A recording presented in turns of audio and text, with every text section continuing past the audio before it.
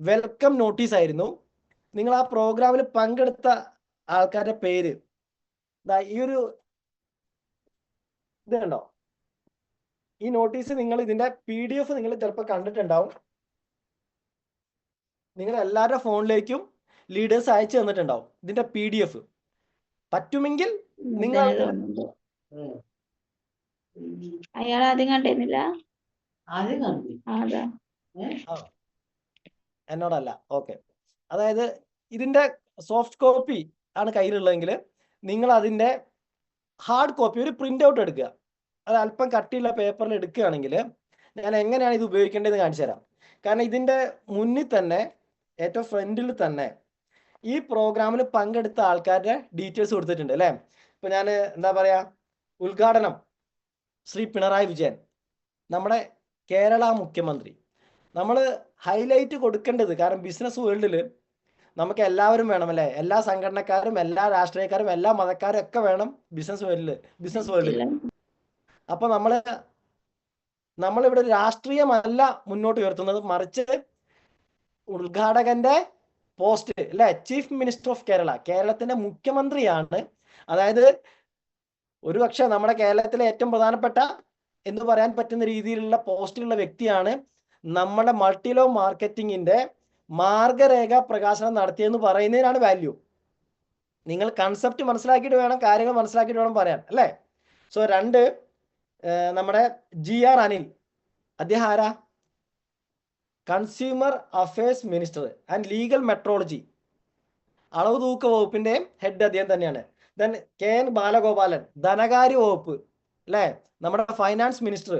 V Sivankutty, ബഹുമാനപ്പെട്ട തൊഴിൽ മന്ത്രി മാത്രമല്ല പൊതുവിദ്യാഭ്യാസ വകുപ്പ് മന്ത്രിയും കൂടെയാണ്. നിങ്ങൾ ഇതിന്റെ സെക്കൻഡ് പേജിൽ നിങ്ങൾ സത്യം പറഞ്ഞാൽ ഒരു കസ്റ്റമർ അടുത്ത് പോകുമ്പോൾ ഒന്നും വേണ്ട, ഈ പ്രോഗ്രാമിൽ പങ്കെടുത്ത ആൾക്കാരുടെ മുഴുവൻ ലിസ്റ്റ് ഒന്ന് വായിച്ചു കൊടുക്കുക.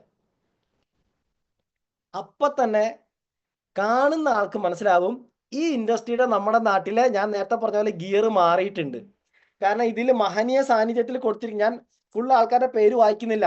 ഇതിൽ എന്താ പറയാ, നമ്മുടെ GST കമ്മീഷണർ പങ്കെടുത്തിട്ടുണ്ട്, state police chief doctor Sheikh Darvesh Sahib IPS. ഇനി ഇങ്ങനത്തെ, അതായത് Z കാറ്റഗറി സുരക്ഷ എന്നാണ് പറയുക. ശരിക്കും Z കാറ്റഗറി സുരക്ഷ, ഇപ്പൊ നമ്മുടെ ജയേട്ടനൊക്കെ മീറ്റിംഗിൽ ഉണ്ടായിരിക്കും ചിലപ്പോൾ അല്ലെ. നിങ്ങൾക്കറിയാം Z കാറ്റഗറി പ്രോട്ടോകോൾ എന്ന് പറഞ്ഞു കഴിഞ്ഞാൽ, ഇപ്പൊ ഈ Z കാറ്റഗറി സുരക്ഷയുള്ള ഒരു വ്യക്തി ഒരു പബ്ലിക് പ്രോഗ്രാമിന് പങ്കെടുക്കുന്നുണ്ടെങ്കിൽ അവർ വരുന്നതിന്റെ ഏകദേശം 25 മിനിറ്റ് മുൻപ് ആ ഏരിയയിൽ ജാമർ എന്ന് പറയും, നമ്മുടെ സിഗ്നൽ ജാമർ വർക്ക് ചെയ്യും. അതായത് നമ്മുടെ ഫോണൊന്നും വർക്ക് ചെയ്യില്ല അല്ലേ. അതായത് ഒന്ന് ആലോചിച്ച് നോക്കണം, ഞാൻ 2011 കാലഘട്ടത്തിൽ ഇൻഡസ്ട്രിയിൽ ഉണ്ടായിരുന്നു. 2011 ഗവൺമെന്റ് തന്നെ ഈ ഇൻഡസ്ട്രിയെ ഇല്ലീഗൽ എന്ന് പറഞ്ഞ് പ്രഖ്യാപിച്ചൊരു കാലഘട്ടം ഈ ഇൻഡസ്ട്രിക്ക് ഉണ്ടായിരുന്നു. സീനിയർ ലീഡേഴ്സിന് അറിയാം. അപ്പോൾ ആ കാലഘട്ടത്തിൽ ഞാനൊക്കെ ഈ മേഖല ഫുൾ ടൈം ആയിട്ട് ചെയ്യുന്ന കാലഘട്ടമായിരുന്നു. അപ്പോൾ അന്ന് 2011 ഏപ്രിൽ മുതൽ 7 മാസത്തോളം സ്ഥിരമായിട്ട് കോഴിക്കോട് ക്രൈംബ്രാഞ്ചിൽ പോയി ഒപ്പിടേണ്ട ഒരു സാഹചര്യം എനിക്ക് ഉണ്ടായിരുന്നു. അതായത് സാറേ ഞാൻ നാട്ടിൽ തന്നെ ഉണ്ട്, എവിടെയും പോയിട്ടില്ല എന്നൊക്കെ പറഞ്ഞ് നമ്മൾ സിനിമയിലെ കാണൂലേ. അത് ഇപ്പൊ തമാശയോടാണ് ഇപ്പൊ ഓർക്കുന്നതെങ്കിലും അന്ന് ഇങ്ങനെ ആയിരുന്നില്ല. ഓരോ മാസം അവിടേക്ക് പോകുന്ന അവസ്ഥ. കാരണം എൻ്റെ വിവാഹം കഴിഞ്ഞിട്ട് ആ സമയത്തേക്ക് 3 മാസം 4 മാസം കഴിഞ്ഞിട്ടേ ഉള്ളൂ. അപ്പോൾ വൈഫ് ഹൗസ് നിന്ന് ആരെങ്കിലും കാണുമോ? എന്നെ ഒരുപാട് പേടികൾ, അതിന് ചെന്ന് കഴിഞ്ഞാൽ പിടിച്ച് അകത്ത് വിടുമോ പുറത്ത് വിടുമോ എന്ന് അറിയില്ലല്ലോ. കാരണം അതിന് ഞാൻ ചെയ്ത കേസ് എന്താണെന്ന് അറിയണേ, പിടിച്ചുപറിയും കത്തിക്കുത്തൊന്നുമല്ല. ഞാൻ ചെയ്തത് മൾട്ടി ലെവൽ മാർക്കറ്റിംഗ് കമ്പനിയിൽ പ്രവർത്തിച്ചു എന്നുള്ളതാണ് ഞാൻ ചെയ്ത തെറ്റ്. ഞാൻ പറഞ്ഞു വരുന്നത് 2011 എങ്ങനെയായിരുന്നു ഗവൺമെന്റ് ഈ മേഖലയെ ട്രീറ്റ് ചെയ്തതെന്ന് നമ്മൾ മനസ്സിലാക്കാൻ വേണ്ടി ഞാനത് പറഞ്ഞത്. സോ അങ്ങനത്തെ ഒരു ഇരുണ്ട കാലഘട്ടം, ഒരുപക്ഷെ നന്മയ്ക്ക് വേണ്ടിയുള്ളൊരു എന്താ പറയുക, ഒരു നമ്മൾ പറയല്ലോ പുലി പതുങ്ങുന്നത് കുതിക്കാനാണെന്ന് പറഞ്ഞ പോലെ കുതിക്കാൻ വേണ്ടി അങ്ങനത്തെ ഒരു കാലഘട്ടം ഉണ്ടായിരുന്നു നമുക്ക് ചിന്തിക്കാം. തൽക്കാലം ഇപ്പം അങ്ങനെ ചിന്തിക്കാമല്ലോ, അതാണ് നല്ലത്, പോസിറ്റീവായിട്ട് എടുക്കുക. സോ ആ കാലഘട്ടത്തിലൂടെ ഞാൻ കടന്നു വന്നിട്ടുണ്ട്.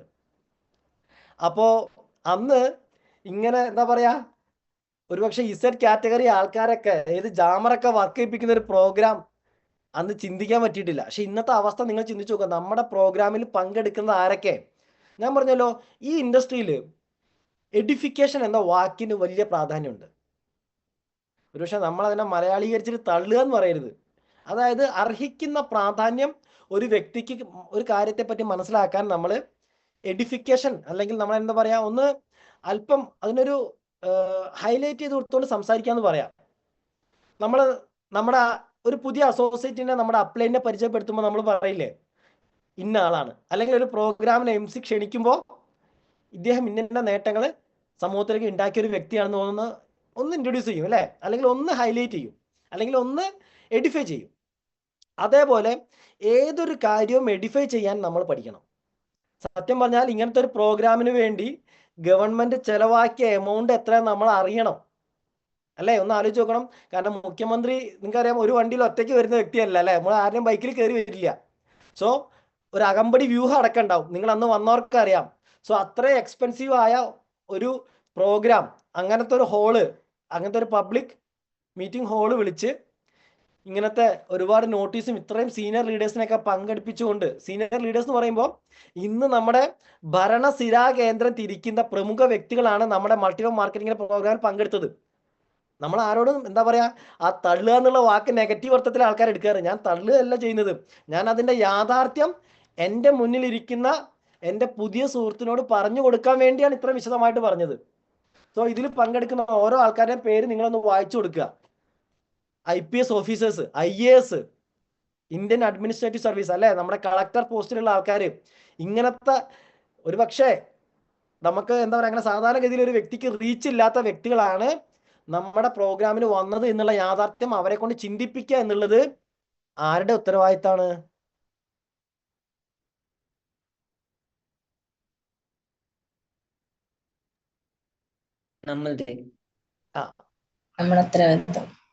ഓക്കെ, ഒന്ന് എല്ലാവരും ഒന്ന് ഇറങ്ങണല്ലോ. സഫീറ മേഡം അല്ലെ ഇമ്രാൻ സാറേ, അതുകൊണ്ടൊന്ന് ചോദിച്ചതാ, കുറച്ചേരം വെയിറ്റ് ചെയ്ത് നോക്കിയാ. കാരണം മോർണിംഗിൽ നോമ്പ് കഴിഞ്ഞിട്ട് ഇങ്ങനെ മുന്നിൽ ഇരിക്കുന്നുണ്ടേ കണ്ണൊക്കെ തുറന്നിട്ട്. ഞാൻ ഈ അടുത്തൊരു നോക്കിയപ്പോൾ ഒരാളുടെ ഫോട്ടോയിൽ ഒരാൾ അനങ്ങണേ ഇല്ല, നോക്കുമ്പോൾ DP വെച്ച് പോയത്, ഇതേപോലത്തെ ഒരു ഫോട്ടോ എടുത്തിട്ട് DP വെച്ച് പോയതാണ്. അപ്പോൾ അതൊക്കെ നടക്കുന്ന കാലഘട്ടമാണ്. അപ്പോൾ ഞാൻ പറഞ്ഞു വന്നത്, ഇതില് ദെൻ രാഷ്ട്രീയ പാർട്ടികളുടെ നോക്കുകയാണെങ്കിൽ ഞാനിവിടെ മഹനീയ സാന്നിധ്യം ഇതിന്റെ ബാക്ക് പേജിൽ ഇതിന്റെ PDF ഫയൽ നിങ്ങൾ ലീഡേഴ്സിനോട് ചോദിച്ചു കഴിഞ്ഞാൽ അവർ അയച്ചു തരും. നിങ്ങൾ തൊട്ടടുത്തൊരു നല്ലൊരു അത്യാവശ്യം ഒരു ക്വാളിറ്റി പ്രിന്റിംഗ് ഉള്ള കടയിൽ പോയിട്ട് അല്പം കട്ടിയുള്ള പേജിൽ പ്രിന്റ് എടുത്തിട്ട് നിങ്ങളുടെ ഫയലിൽ ഇത് വെക്കണം. ഇത് നിങ്ങൾക്ക് ഒരു മാർക്ക് എന്താ പറയാ, ഷോ ദ ഡോക്യുമെന്റ് എന്ന വളരെ ഇമ്പോർട്ടന്റ് സെഗ്മെന്റ് ഉണ്ട് ഒരു വ്യക്തിയെ കൺവിൻസ് ചെയ്യാൻ. ആ ഷോ ദ ഡോക്യുമെന്റ് എന്ന പാർട്ടിൽ നിങ്ങൾക്ക് വളരെ യൂസ്ഫുൾ ആവുന്ന ഒരു ടൂൾ ഇപ്പൊ ദൈവം സഹായിച്ച് ഗവൺമെന്റ് നമുക്ക് തന്നിട്ടുണ്ട്. സോ ഇത് നിങ്ങൾ യൂട്ടിലൈസ് ചെയ്യാൻ വേണ്ടിയാണ് പറയുന്നത്. സോ ഇതിൽ മഹനീയ സാന്നിധ്യത്തിൽ ഒരാളുടെ പേര്, ഒന്ന് രണ്ട് പേരെ പേര് വായിക്കാം.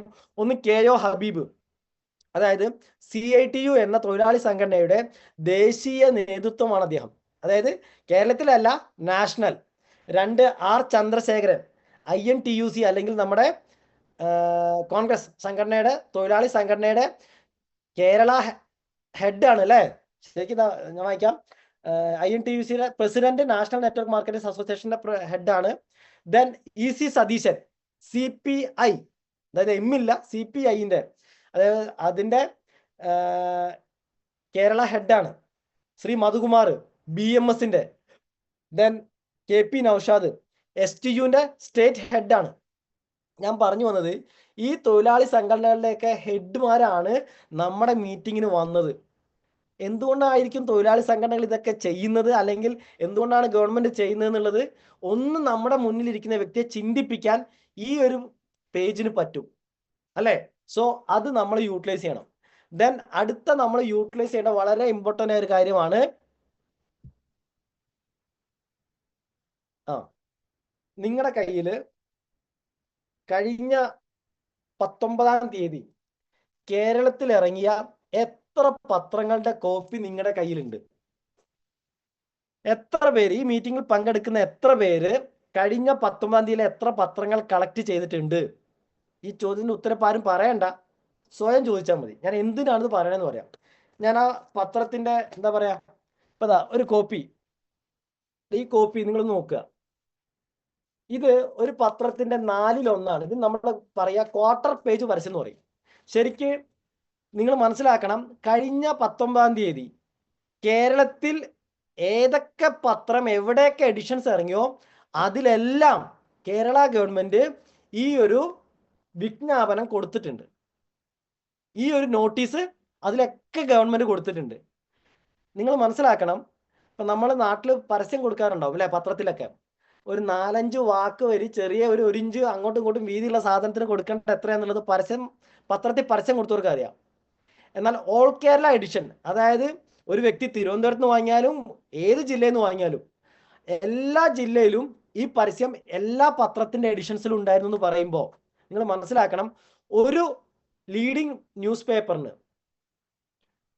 ഈ ഒരു എഡിഷൻ പരസ്യം, അതായത് ഒരു ക്വാർട്ടർ പേജ്, ഞാൻ പറഞ്ഞ 4 വരിയല്ല, അല്ലെങ്കിൽ ആരും കാണാതെ ഒരു മൂലക്കായി പോകുന്ന രീതിയിലല്ല ഒരു പത്രത്തിൽ പരസ്യം ഗവൺമെന്റ് കൊടുത്തിരിക്കുന്നത്.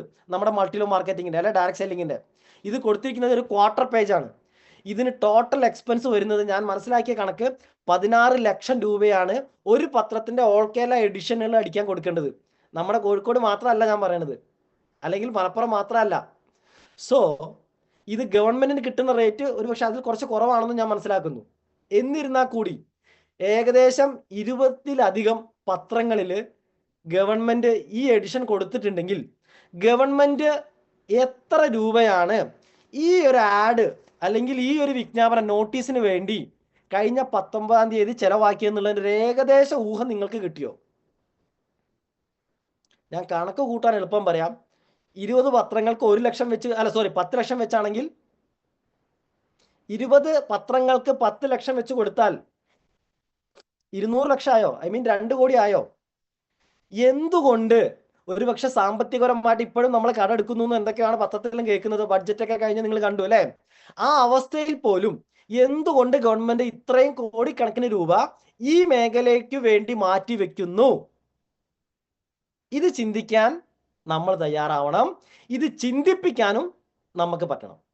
ഇത് ചിന്തിപ്പിക്കാൻ നിങ്ങൾ ചെയ്യേണ്ടത്, ഇപ്പൊ സത്യം പറഞ്ഞാൽ 1 രൂപ പോലും എക്സ്പെൻസ് ഇല്ലാത്ത ഒരു കാര്യമാണ് അല്ലേ? ഇപ്പൊ കഴിഞ്ഞ 19-ാം തീയതിയിലെ ഈ പത്രം കളക്ട് ചെയ്യാൻ ഇപ്പൊ എത്ര രൂപ ചെലവ് വരും? ഇപ്പോ 1 രൂപ ചെലവില്ല അല്ലേ? അടുത്ത വീട്ടിൽ പോയിട്ട് ചേട്ടാ അല്ലെ ചേച്ചി കഴിഞ്ഞ ഫെബ്രുവരി 19-ന്റെ പത്രം ഒന്ന് തരാമോ എന്ന് ചോദിക്കണം അല്ലേ? അതിന് ഇനിയിപ്പോ പൈസ കൊടുക്കണോ? ഇപ്പൊ തന്നെ നിങ്ങൾ ചെല്ലുമ്പോൾ മോർണിംഗ് മീറ്റിംഗ് ആണ്, എന്നാലും എനിക്ക് പറയാതിരിക്കാൻ വയ്യ, പലരും ഇത് അപ്പി കോരാൻ എടുത്തിട്ടുണ്ടാവും ചെറിയ കുട്ടികളുടെ വീട്ടിലൊക്കെ ആണെങ്കിൽ. അതായത് ഓൾറെഡി 1 മാസം ആവാറായി. ഇത് എത്ര പേര് ഇതിന്റെ സീരിയസ്നെസ് മനസ്സിലാക്കിയെന്ന് എനിക്കറിയില്ല. അതായത് പത്രമാധ്യമങ്ങൾ, നിങ്ങൾ അറിഞ്ഞിരുന്നോന്ന് അറിയില്ല, ഇത്രയും വലിയ ഏകദേശം ഒരു 20,000-ത്തിനടുത്ത ആൾക്കാർ പങ്കെടുത്ത കേരള മുഖ്യൻ ഉൾപ്പെടെ പങ്കെടുത്ത പ്രോഗ്രാമിനെ പറ്റി നിങ്ങൾ ഏതെങ്കിലും പത്രത്തിൽ വായിച്ചോ? അതായത് വലിയ എഫേർട്ട് ന്യൂസ് ഒന്നും ഒരു പത്രവും പബ്ലിഷ് ചെയ്തിട്ടില്ല. അതിന്റെ റീസൺ എന്താ നിങ്ങൾക്കറിയാം? കാരണം ഡയറക്ട് സെല്ലിംഗ് ഇൻഡസ്ട്രി വളരുന്നത് പത്രമാധ്യമങ്ങൾക്ക് വലിയ മെച്ചമുള്ള കാര്യമില്ല. അതുകൊണ്ട് അവരതിന് വലിയ പ്രൊമോഷൻ കൊടുക്കില്ല. എന്നിട്ടും ഇത്രയും കോടി മുടക്കിയിട്ട് ഗവൺമെന്റ് ഈ ഒരു കാര്യം ചെയ്ത് ആർക്കു വേണ്ടിയാ? നമ്മൾ ഓരോരുത്തർക്കും വേണ്ടിയാണ് അല്ലേ? എന്നിട്ട് എത്ര പേര് ഈ ഒരു എഫേർട്ടിനോട് നീതി പുലർത്തി എന്നുള്ളതാണ് എൻ്റെ ചോദ്യം. രജനി മാഡം, ഞാൻ ചോദിക്കാൻ കാര്യം, മാഡം രാവിലെ മുതൽ മോർണിംഗ് മീറ്റിംഗിൽ വീഡിയോ ഉണ്ടാക്കി ഇരിക്കുന്നുണ്ട്, അതുകൊണ്ട് ചോദിച്ചാ. എത്ര പേര് നിങ്ങളുടെ നാട്ടിലെ എത്ര എഡിഷൻസ് കളക്ട് ചെയ്തു? ഇനി നമ്മളൊരു കാര്യം മനസ്സിലാക്കി കഴിഞ്ഞാൽ അത് തെറ്റ് പറ്റിയെന്ന് സംഭവിച്ചാൽ ആദ്യം ചെയ്യേണ്ടത് തിരുത്തുക എന്നുള്ളതാണ് അല്ലേ? സോ ഇന്ന് മുതൽ ഫസ്റ്റ് ഡ്യൂട്ടി നിങ്ങളുടെ ഫയലിൽ, ഞാനിപ്പോ എൻ്റെ ഫയലിൽ ഇതുണ്ടോ, ഇത് പത്രത്തിന്റെ പേജ് ഇപ്പൊ എൻ്റെ ഉള്ളിൽ പേര് വായിക്കണം. എൻ്റെ ഏകദേശം 12ഓളം പത്രങ്ങൾ ഞാനിത് കളക്ട് ചെയ്തിട്ടുണ്ട്.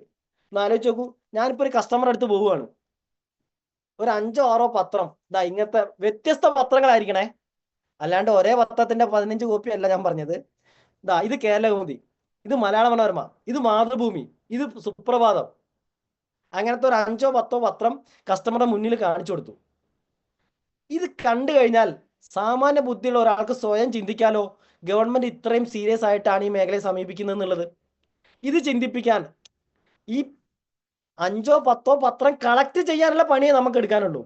ഇത് കണ്ടു കഴിഞ്ഞാൽ അല്ല കാണിച്ചു കൊടുത്തു കഴിഞ്ഞാൽ കാണുന്നവന് സ്വയം ചിന്തിക്കാൻ പറ്റും, ഈ മേഖല മാറിയിട്ടുണ്ട്. ഹലോ, നിങ്ങൾക്ക് മനസ്സിലാവുന്നുണ്ടെന്ന് വിചാരിക്കുന്നു. ഇത്രയും, അതായത് ഇപ്പൊ നമ്മൾ പറയില്ലേ പത്രത്തിന്റെ കേസ്, രാവിലെ ഒരു പത്രത്തിന് 10 രൂപ ആണെങ്കിൽ ഉച്ചയ്ക്ക് ശേഷം കിലോയ്ക്ക് 10 രൂപ അല്ലേ? ചെയ്യേണ്ട കാര്യം ചെയ്യേണ്ട സമയത്ത് ചെയ്യണം. ഇനി വരുന്ന ഒരു 2-3 മാസമൊന്നും വേണ്ട. നിങ്ങൾ ഇപ്പൊ തന്നെ തപ്പാൻ തുടങ്ങി കഴിഞ്ഞാൽ അറിയാം, ഇപ്പൊ തന്നെ ഈ പത്രം ഒരു കിട്ടാക്കനിയായി മാറി കഴിഞ്ഞിട്ടുണ്ട്. പല വീട്ടിലും പത്രം മിസ്സിംഗ് ആയിരിക്കും. അപ്പൊ ഒന്നുകിൽ നിങ്ങളുടെ പത്രം ഇടുന്ന ആളോട്, അല്ലെങ്കിൽ എങ്ങനെയെങ്കിലും പത്ര ഓഫീസിൽ പോയിട്ടോ എങ്ങനെയെങ്കിലും ഇതൊന്ന് കളക്ട് ചെയ്ത് വെക്കാനുള്ള സീരിയസ്നെസ് നിങ്ങൾ എടുക്കുക എന്നുള്ളതാണ് ഞാൻ ആദ്യം പറയുന്ന കാര്യം. കാരണം നമുക്ക് ഒരു വ്യക്തിയെ ഈ മേഖല വളരെ ശക്തമായിട്ടാണ് മുന്നോട്ട് പോകുന്നത് എന്ന് ചിന്തിപ്പിക്കാൻ വളരെ കുറഞ്ഞ എഫേർട്ടിൽ സാധിക്കുന്ന ഒരു കാര്യമാണ് ഈ പത്രവാർത്ത കയ്യിലുണ്ടാവുക എന്ന് പറയുന്നത്. ഇനി ഒരു കാര്യം കൂടെ പറഞ്ഞുതരാം. നമ്മൾ ശരിക്ക് നമ്മുടെ കസ്റ്റമേഴ്സ് പല ടൈപ്പ് ഉണ്ട്. ഞാൻ എൻ്റെ മക്കൾ പഠിക്കുന്നത് കോഴിക്കോട് കുന്നമംഗലം നവജ്യോതി സ്കൂളിലാണ്. ഒരു ദിവസം പാരൻസ് മീറ്റിങ്ങിന് ചെന്നപ്പോൾ അവിടെ ഒരു എക്സ്റ്റേണൽ പ്രഭാഷകൻ ഉണ്ടായിരുന്നു. അപ്പൊ അദ്ദേഹം പറഞ്ഞൊരു കാര്യം ഞാൻ നിങ്ങളൊന്ന് ഓർമ്മപ്പെടുത്തുകയാണ്. അതായത് നമ്മൾ എന്തിനാണ് നമ്മുടെ മീറ്റിങ്ങിന് വരുന്നതെന്ന് വെച്ച് കഴിഞ്ഞാൽ, ഒരു മീറ്റിങ്ങിൽ ഒരു വ്യക്തി ഒരുപാട് വർഷങ്ങൾ കൊണ്ട് പഠിച്ചെടുത്ത കാര്യങ്ങൾ, അദ്ദേഹത്തിന്റെ അനുഭവ സമ്പത്തിൽ നിന്ന് മനസ്സിലാക്കിയ കാര്യങ്ങൾ ആ വ്യക്തിയുടെ കൂടെ ചെലവഴിക്കുന്ന ഒരു അരമണിക്കൂർ കൊണ്ട് നമുക്ക് കിട്ടുകയാണ്. നമ്മുടെ മുന്നോട്ടുള്ള ജീവിത യാത്രയിൽ ഇതെല്ലാം നമ്മുടെ സഹായകമായി മാറുകയാണ്. അതുകൊണ്ടാണ് നമ്മൾ ടീം മീറ്റിംഗിലും ട്രെയിനിങ്ങിലും എല്ലാവരോടും മോർണിംഗ് മീറ്റിങ്ങിലൊക്കെ സ്ഥിരമായിട്ട് കയറണമെന്ന് എല്ലാവരോടും ആവശ്യപ്പെടുന്നതാണ്, നമ്മുടെ യാത്ര സുഗമമാക്കാനാണ്. അപ്പം ഞാൻ ഇങ്ങനെ എൻ്റെ മക്കളുടെ PTA മീറ്റിങ്ങിന് പങ്കെടുത്തപ്പോൾ അതിലൊരു ട്രെയിനർ പറഞ്ഞൊരു കാര്യമാണ്, ശരിക്കും നമ്മുടെയൊക്കെ തലച്ചോറിലെ കോശങ്ങളുണ്ട് അല്ലേ. അപ്പം നമ്മൾ ഇവിടെയൊക്കെ നോക്കുകയാണെങ്കിൽ മസിൽസ് എന്ന് പറയും, മാംസപേശികളാണ്. പക്ഷെ തലച്ചോറിലെ കോശങ്ങളുടെ പേര് ന്യൂറോൺസ് എന്ന് പറയും. നമ്മുടെ തലച്ചോറിനെ ഒരു 8 ഭാഗമായി തിരിച്ചിട്ടുണ്ട് ന്യൂറോ സയൻസ്. ആ 8 ഭാഗത്തിൽ എവിടെയാണോ നമ്മുടെ ന്യൂറോൺസിന്റെ അളവ് കൂടുതൽ കോശങ്ങളുടെ, കാരണം ഓരോരുത്തർക്കും ഓരോ പോലെ ആയിരിക്കും അല്ലേ. ഇപ്പൊ ഇവിടെ വീഡിയോ ഓണാക്കി എല്ലാവരുടെയും മുഖം ഒരേപോലെയാണോ? ഇപ്പൊ സുൽഫത്ത് മാഡത്തിനെ പോലെയാണോ ഹഫ്സത്ത് മാഡം? അല്ല, പേരിൽ ചെറിയ തീന്ന് ലാസ്റ്റിൽ ഉണ്ടെങ്കിലും ഒരേപോലെ അല്ല കാണാൻ അല്ലേ, വ്യത്യാസമുണ്ട്. ഇതേപോലെ നമ്മുടെ ഓരോരുത്തരുടെ തലച്ചോറിലെയും ന്യൂറോൺസിന്റെ കേന്ദ്രീകൃത സ്വഭാവം പല രീതിയിലാണ്.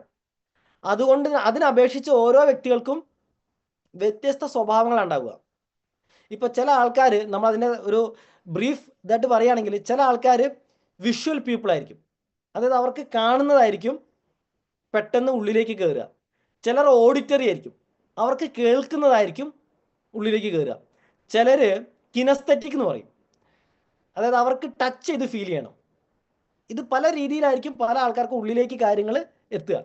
ഇപ്പൊ നിങ്ങൾ ഒരു കിനസ്തെറ്റിക് ആയ ഒരു വ്യക്തി, ചിലപ്പോൾ അദ്ദേഹത്തിന് ഇങ്ങനത്തെ ഒരു പത്രം അയാളുടെ കയ്യിൽ കൊടുക്കുമ്പോൾ അയാളുടെ ഉള്ളിൽ ഉണ്ടാവുന്ന മാറ്റങ്ങൾ നിങ്ങൾ എത്ര പറഞ്ഞു കൊടുത്താലും അയാൾക്ക് ഉണ്ടാക്കാൻ പറ്റില്ല. സോ നിങ്ങളുടെ മുന്നിലിരിക്കുന്ന കസ്റ്റമർ ഒരു കിനസ്തെറ്റിക് ആണെങ്കിൽ അയാളെ ഈ പത്രം കൊടുത്താൽ സ്വാധീനിക്കുന്നത് പോലെ, അല്ലെങ്കിൽ പത്രം കൊടുത്താൽ അയാളുടെ ഉള്ളിൽ ഉണ്ടാവുന്ന ചിന്തകൾ പോലെ നിങ്ങൾക്കത് പറഞ്ഞുണ്ടാക്കുക എന്ന് പറഞ്ഞാൽ അത്ര എളുപ്പമല്ല. സോ നമ്മുടെ മുന്നിലെ കസ്റ്റമേഴ്സ് പല ടൈപ്പ് ഉണ്ടാവും. ആ എല്ലാ ടൈപ്പിനെയും ആക്ടിവേറ്റ് ചെയ്യാൻ, അവരെല്ലാവരെയും നമ്മളിലേക്ക് കൺവിൻസ് ചെയ്യാൻ ഇങ്ങനത്തെ ഒരു പത്രത്തിന്റെ സഹായം നമുക്ക് ഇപ്പം ഉണ്ട്. അപ്പോൾ നിങ്ങളുടെ ഫസ്റ്റ് ഡ്യൂട്ടി ഇന്നത്തെ മോർണിംഗ് മീറ്റിംഗ് കഴിഞ്ഞ് കഴിഞ്ഞാൽ പറ്റാവുന്നിടത്തോളം വ്യത്യസ്ത പത്രങ്ങൾ കളക്ട് ചെയ്യുക എന്നുള്ളതാണ് നമ്മുടെ ഡ്യൂട്ടി. ഓക്കെ, സോ അതിലും ഞാൻ ഇനി അധികം സമയം ദീർഘിപ്പിക്കുന്നില്ല. അടുത്ത നമ്മൾ പറയാൻ ആഗ്രഹിക്കുന്ന ഒരു കാര്യം, ഞാൻ ഒരു കാര്യം ഷെയർ ചെയ്യുന്നുണ്ട്.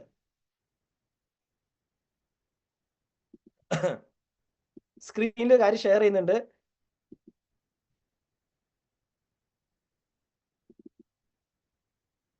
നിങ്ങൾ ഈ ഒരു വെബ്സൈറ്റ് യൂസ് ചെയ്യുന്ന ആൾക്കാരായി കാണുന്നുണ്ടോ? വെബ്സൈറ്റ് സാർ സ്ക്രീൻ ഷെയറിംഗ് കാണുന്നുണ്ടോ? കാണുന്നുണ്ട്. ധനുഷ്മാധവൻ.com എന്നുള്ള വെബ്സൈറ്റ് കയറി കഴിഞ്ഞാൽ അതിന്റെ ഏറ്റവും താഴെ റീഡ് മൈ ബ്ലോഗ് എന്നുള്ള ബട്ടൺ ഉണ്ട്. അത് ക്ലിക്ക് ചെയ്ത് കഴിഞ്ഞാൽ ഞാൻ പറഞ്ഞല്ലോ, നിങ്ങൾ ഫിസിക്കൽ പത്രം ഒരു വ്യക്തിയുടെ കയ്യിൽ കൊടുക്കുന്ന ഒരു ആക്ഷൻ അല്ലെങ്കിൽ എനർജി ഒരു കിനസ്തെറ്റിക് പീപ്പിളിന്, വിഷ്വൽ പീപ്പിളിന്, അതായത് കിനസ്തെറ്റിക്കിന് അത് കൈ കൊടുത്താൽ കിട്ടുന്ന എനർജി നിങ്ങൾ ഇത് വീഡിയോയിൽ കാണിച്ചു കൊടുത്താൽ കിട്ടില്ല. അപ്പോൾ ഒരു വീഡിയോ അല്ലെങ്കിൽ വിഷ്വൽ പീപ്പിൾ ആണെങ്കിൽ അവർക്ക് കാണിക്കാൻ വേണ്ടി ഞാൻ നിങ്ങൾക്കൊരു സാധനം വെച്ചിട്ടുണ്ട് ഇവിടെ. ഇപ്പം നിങ്ങൾ കണ്ട എല്ലാ കാര്യങ്ങളും ഇവിടെ വെച്ചിട്ടുണ്ട്. അതിൽ എൻ്റെ കയ്യിലുള്ള ഫിസിക്കൽ പത്രങ്ങളുടെ എല്ലാ കോപ്പിയും ഞാനിവിടെ വെച്ചിട്ടുണ്ട്. ഇനി അതിൻ്റെ താഴെ നിങ്ങൾക്ക് ന്യൂസ് പേപ്പേഴ്സ് ഇൻ PDF എന്നുള്ളൊരു ബട്ടണും വെച്ചിട്ടുണ്ട്. ഇത് ക്ലിക്ക് ചെയ്ത് കഴിഞ്ഞാൽ പല പത്രങ്ങളിലെയും PDF കോപ്പി അടക്കം നിങ്ങൾക്ക് കാണിക്കാൻ പറ്റും. ഞാൻ പറഞ്ഞു വന്നത്, അതെ, എനിക്ക് കളക്ട് ചെയ്യാൻ കിട്ടിയിടത്തോളം ഡാറ്റ ഞാൻ കളക്ട് ചെയ്ത് അവിടെ വെച്ചിട്ടുണ്ട്. നിങ്ങൾ അതായത് ഇവിടെ എല്ലാ കണ്ടോ, ഇത്രയധികം പത്രങ്ങളിലെ വാർത്ത കളക്ട് ചെയ്യാൻ കിട്ടിയത് അതിൽ വെച്ചിട്ടുണ്ട്. സോ അത് നിങ്ങളൊന്ന് യൂസ് ചെയ്യുക. ഇത് നിങ്ങളുടെ എല്ലാവരുടെ ഫോണിലും കിട്ടും, നിങ്ങൾക്ക് അറിയാം അല്ലേ. ഇനി ഈ ബിസിനസ് ചെയ്താൽ എന്താണ് നേട്ടങ്ങൾ എന്നുള്ളത് കാണിക്കാൻ ഇതിൽ ഞാൻ ടെക്നിക്കൽ ഡീറ്റെയിൽ ആയിട്ട് പോകുന്നില്ല. അല്ലെങ്കിൽ ഇപ്പോൾ നമ്മളോട് ഒരു വ്യക്തി ചോദിക്കുകയാണ് ഈ ജീവിതശൈലി രോഗം എന്ന് പറഞ്ഞാൽ എന്തൊക്കെയാണെന്ന് ചോദിച്ചു കഴിഞ്ഞാൽ, നിങ്ങൾ ജസ്റ്റ് നമ്മുടെ ബ്ലോഗിൽ കയറിയിട്ട് ഈ ലൈഫ് സ്റ്റൈൽ ഡിസീസ് എന്നുള്ള ബ്ലോഗ് ക്ലിക്ക് ചെയ്ത് കഴിഞ്ഞാൽ ഇതിൻ്റെ താഴെ ഇത് കണ്ടോ, രക്താതിമർദ്ദം. പക്ഷെ പേര് കേട്ട നമ്മൾ ഞെട്ടും അല്ലേ. Blood pressure. ഇനി അത് ഒരാൾക്ക് നോർമൽ എത്രയാണ്, സാധാരണ എത്രയാണ്, ഹൈപ്പർ ടെൻഷൻ എത്രയാണ്, ഇതിൻ്റെ ഡീറ്റെയിൽസ്. അതായത് ഒരു മാതിരി, കാരണം നമ്മളെല്ലാം ഹെൽത്ത് കെയർ പ്രൊഫഷണലുകളാണ്. നമ്മളെല്ലാവരും. അപ്പൊ നമ്മുടെ ഒരു അടുത്തുള്ള ഒരു അയൽവാസി, നമ്മുടെ സുഹൃത്ത്, ഒരു ബന്ധു നമ്മളൊരു കാര്യം ചോദിച്ചാൽ അതിന് വ്യക്തമായ ഉത്തരം നമുക്ക് കൊടുക്കാൻ പറ്റുമ്പോഴേ ആ വ്യക്തി നമ്മുടെ കൂടെ നിൽക്കും. സോ പ്രമേഹം എന്താണ്, അല്ലെങ്കിൽ കൊളസ്ട്രോൾ എന്താണ്, സ്ട്രോക്ക് എന്താണ്, ഞാൻ എല്ലാത്തിലേക്കും പോകുന്നില്ല, നിങ്ങൾ ഇതൊന്നും ലിങ്ക് തുറന്നു നോക്കുക. പിന്നെ കോമൺ ആയിട്ടൊരു കാര്യം കൂടെ പറയാം, വെറുതെ കിട്ടുന്നതിനൊന്നും വില ഉണ്ടാവില്ല. സോ ഇങ്ങനത്തെ ഒരു ഡാറ്റ ബാങ്ക് നമ്മുടെ ടീമിൽ നമ്മളെ എല്ലാവർക്കും സൗജന്യമായിട്ട് ലഭ്യമാണ്. നിങ്ങളുടെ ഫോണിൽ കയറി നോക്കിക്കഴിഞ്ഞാൽ എല്ലാവർക്കും ഇത് ഉപയോഗിക്കാം. പക്ഷെ എത്ര പേര് ഇത് ഉപയോഗിക്കുന്നുണ്ടെന്ന് എനിക്ക് അറിയില്ല. നിങ്ങളൊന്ന് ഉപയോഗിക്കാൻ തയ്യാറാവണം. ദെൻ അതിൽ ഒരു കാര്യം കൂടെ കാണിച്ചു തരാം. വീണ്ടും എന്നോടല്ല, why my life with age എന്ന് പറഞ്ഞൊരു ബ്ലോഗ് ഇവിടെ വെച്ചിട്ടുണ്ട്. ഈ ബ്ലോഗിൽ നിങ്ങൾ കയറി കഴിഞ്ഞാൽ ഇവിടെ നമ്മുടെ കമ്പനിയുടെ മാനേജ്മെന്റ് സൈഡ്, നമ്മുടെ ബിസിനസ് അഡ്മിനിസ്ട്രേഷൻ ലീഡേഴ്സിന്റെ ഒക്കെ താഴത്തേക്ക് എടുത്തു കഴിഞ്ഞാൽ നമ്മുടെ ഇപ്പോഴത്തെ royal diamond executive Mubeen sir എന്നൊരു വ്യക്തിയുടെ ഫോട്ടോ അവിടെ വെച്ചിട്ടുണ്ട്. അതായത് ഈ ബിസിനസ് ഞാൻ പറഞ്ഞല്ലോ, ഞാൻ ആ ഷെയറിങ് ഒന്ന് ഓഫ് ആക്കിയാൽ, അല്ല വേണ്ട, നിങ്ങൾ തൽക്കാലം ഷെയറിങ് ഉണ്ടെങ്കിൽ കൂടി ഞാൻ പറയുന്ന വാക്കുകൾക്ക് ഒന്ന് ശ്രദ്ധിക്കുക. അതായത് ഈ ബിസിനസ് ഗിയർ മാറ്റിയെന്ന് ഞാൻ പറഞ്ഞു. എങ്ങോട്ടാണ് ഇൻഡസ്ട്രി പോകുന്നതെന്ന് ഞാൻ പറഞ്ഞുതരാം. അതായത് ഇപ്പൊ സത്യം പറഞ്ഞാൽ 130-നടുത്ത ആൾക്കാർ ഈ മീറ്റിംഗിൽ ഞാൻ കാണുന്നു. ഈ 130 പേരുടെയും ഹിസ്റ്ററി പരിശോധിച്ച് കഴിഞ്ഞാൽ അവർ ഈ മേഖലയിലേക്ക് വന്നത് എങ്ങനെയാന്ന് ചോദിച്ചു കഴിഞ്ഞാൽ, സത്യം പറഞ്ഞാൽ ഓടിച്ചിട്ട് പിടിച്ചിട്ട് വന്നവരാ. പണ്ട് കോഴീനൊക്കെ പിടിക്കൂലേ, കറി വെക്കാൻ വീട്ടിൽ വളർത്തുന്ന കോഴീനെ. ഞാൻ ഇപ്പോഴത്തെ കോഴിയല്ല കേട്ടോ, പണ്ട് വീട്ടിൽ നാടൻ കോഴീനെ പിടിക്കുന്ന ഓർമ്മല്ല, ഓടിച്ചിട്ട് പിടിക്കുന്ന പറയില്ലേ, അങ്ങനെ ഞാൻ ഉൾപ്പെടെ. വലിയ വ്യത്യാസമൊന്നുമില്ല. ഞാൻ പറയുന്നത് ഇതായിരുന്നു ഈ ഇൻഡസ്ട്രിയുടെ ഇപ്പോഴത്തെ അവസ്ഥ എങ്കിൽ നിങ്ങൾ മനസ്സിലാക്കിക്കോളൂ എങ്ങോട്ടാണ് നമ്മൾ പോകുന്നത് എന്നുള്ളത്. വരാൻ പോകുന്ന കുറച്ച് നാളുകൾക്കുള്ളിൽ ഈ ഇൻഡസ്ട്രിയുടെ പിക്ചർ നിങ്ങൾ വിചാരിക്കുന്ന അവസ്ഥയിൽ നിന്നത് മാറും അല്ലേ. ഇപ്പൊ തന്നെ നിങ്ങൾ ചിന്തിച്ചു നോക്കൂ, നമ്മുടെ നാനോ ടെക്നോളജി വളത്തിൽ വന്നു എന്ന് പറഞ്ഞു. എത്ര പേര് നമ്മുടെ വളം ഉപയോഗിക്കണമെന്ന് എനിക്കറിയില്ല. പണ്ട് ഏക്കർ കണക്കിന് സ്ഥലമുള്ള ആൾക്കാർ ലോറിക്കായിരുന്നു വളം ഇടുക. പച്ചില വളമാണെങ്കിലും ചാണകമാണെങ്കിലും ലോറിയിലായിരുന്നു വളം ഇടുക. ഇന്ന് ഒരു കുട്ടിക്ക് കൈ പിടിച്ച് കൊണ്ടുപോവാം. നിങ്ങൾ കാലഘട്ടം മാറിയത് ശ്രദ്ധിക്കുന്നുണ്ടോ? നമ്മുടെ പുതിയ ഭൂവസ്ത്ര 2 കിലോന്റെ പാക്കറ്റ് എത്ര സ്ഥലത്തേക്കുള്ളതാ? നിങ്ങൾക്ക് അറിയാം അല്ലേ. സോ ഈ 100 ഗ്രാം ഗ്രോ മാജിക് എത്ര സ്ഥലത്തേക്കുള്ളതാ? ചിന്തിക്കണം. അതായത് കാലഘട്ടം മാറി. സോ ഇവിടെയാണ് ഈ ഇൻഡസ്ട്രിയുടെ മാറ്റം നമ്മൾ മനസ്സിലാക്കി കൊടുക്കേണ്ടത്. കാരണം ഇത് വരാൻ പോകുന്ന കാലഘട്ടത്തിൽ ഈ ഇൻഡസ്ട്രി ഇങ്ങനെ ആൾക്കാരെ ഓടിച്ചുവിട്ട് പിടിക്കുന്ന അവസ്ഥ വരില്ല. എന്താ പറയാൻ കാര്യം അറിയോ? നിങ്ങൾ അന്ന് തിരുവനന്തപുരത്ത് പ്രോഗ്രാമിന് വന്ന ആൾക്കാരുടെ കയ്യിലൊക്കെ ഒരു നീല കളർ നോട്ടീസ് കിട്ടിയിരുന്നു. ഞാൻ അതിന്റെ കോപ്പി ഇപ്പം എൻ്റെ ഇതിലില്ല, ഞാനത് അയച്ചു തരാം. നിങ്ങൾ കണ്ടിരുന്നോ ഒരു നീല കളർ ബ്രോഷർ? എത്ര ലീഡേഴ്സിന്റെ കയ്യിലുണ്ടെന്ന് എനിക്ക് അറിയില്ല. ആ ബ്രോഷറിൽ ആ ഒരു യൂണിവേഴ്സിറ്റി പഠിപ്പിക്കുന്ന ഒരു കോഴ്സിലേക്ക് കുട്ടികളെ അട്രാക്ട് ചെയ്യാൻ വന്നതാ. ആ കോഴ്സിന്റെ പേര് BNET, bachelor of network marketing. ഇപ്പൊ BCom നിങ്ങൾ കേട്ടിട്ടുണ്ട്, എന്താ പറയാ, ബാച്ചിലർ ഓഫ് ആർട്സ് കേട്ടിട്ടുണ്ട് അല്ലേ. എന്നാൽ ബാച്ചിലർ ഓഫ് നെറ്റ്വർക്കിംഗ് പുതിയ സ്ഥാപനങ്ങളിലെ പുതിയ കോഴ്സുകളാ, പുതിയ കോളേജുകളിലെ നമ്മുടെ പുതിയ യൂണിവേഴ്സിറ്റികളിൽ കുട്ടികളെ പഠിപ്പിക്കുന്ന വിഷയങ്ങൾ ഇതൊക്കെയാ. ഒന്ന് ചിന്തിച്ചു നോക്കുക. MBBS കഴിഞ്ഞ ഒരു വ്യക്തി ഏത് ജോലിക്ക് പോകും? LLB കഴിഞ്ഞോൻ ഏതിനു പോകും? ചാർട്ടേഡ് അക്കൗണ്ടൻസി കഴിഞ്ഞോൻ ഏതിനു പോകും? ഇതൊക്കെ ഉത്തരം നിങ്ങൾ പറഞ്ഞു അല്ലേ.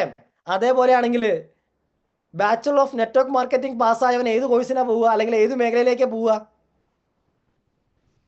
നെറ്റ്വർക്ക് മാർക്കറ്റിംഗ്, ഈ ഇൻഡസ്ട്രി.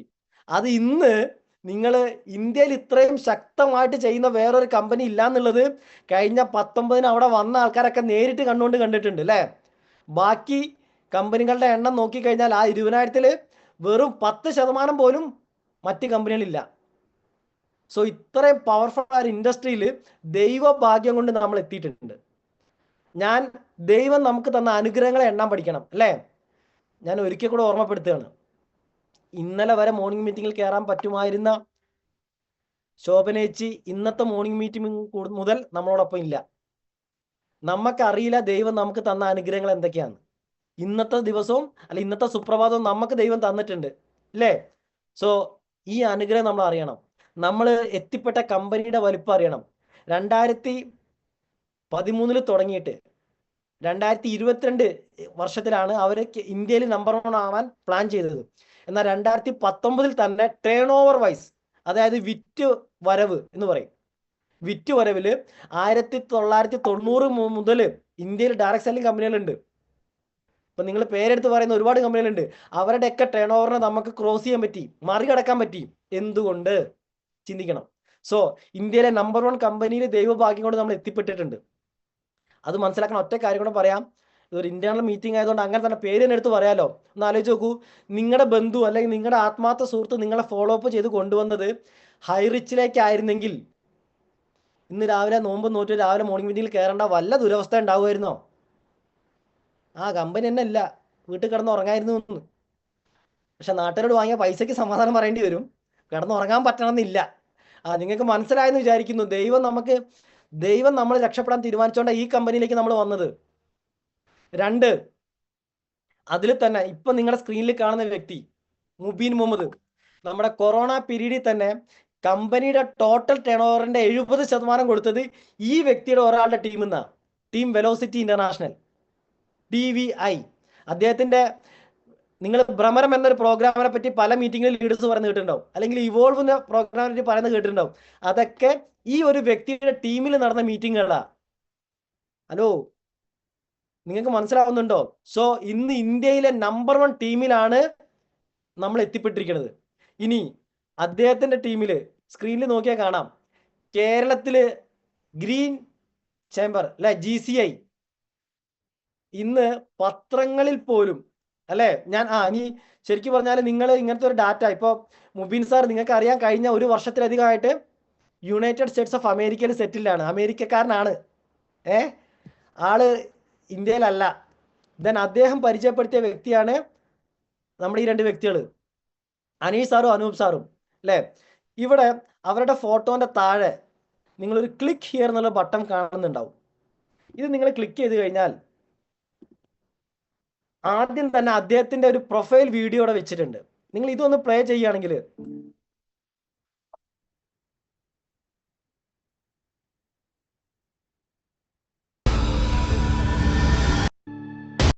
ഞാനത് ഒന്നും എടുക്കുന്നില്ല.